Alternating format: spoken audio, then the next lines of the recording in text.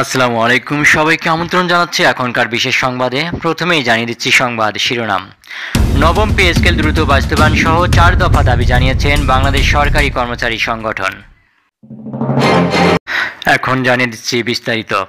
নবম pay scale দ্রুত বাস্তবায়ন, সিলেকশন গ্রেড, টাইম স্কেল পুনর্বহাল ও বেতন বৃদ্ধি সহ 4 দফা দাবি জানিয়েছে বাংলাদেশ 17 থেকে 20তম গ্রেড সরকারি কর্মচারী সংগঠন।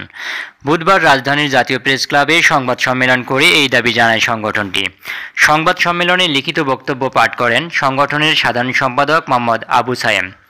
দাবিগুলো হলো সরকারের নির্বাচনী ইস্তেহার অনুযায়ী অনতিবিলম্বে বৈষম্যহীন নবম পে স্কেল দ্রুত বাস্তবায়ন, দ্রব্যমূল্যের বাজার দর বিবেচনা নিয়ে 50% বেতন বৃদ্ধি সহ চলমান 5% প্রণোদনা বার্ষিক মূল বেতনের সঙ্গে ইনক্রিমেন্ট আকারে যুক্তকরণ।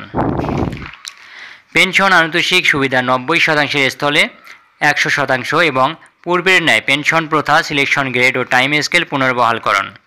প্রধানমন্ত্রীর প্রতিশ্রুতি অনুযায়ী সরকারি কর্মচারীদের সব পদে ব্লক পোস্ট নিয়মিতকরণ ও আউটসোর্সিং প্রথা বাতিল করে কর্মচারীদের শিক্ষাগত যোগ্যতা অনুসারে পদোন্নতির ব্যবস্থা করা।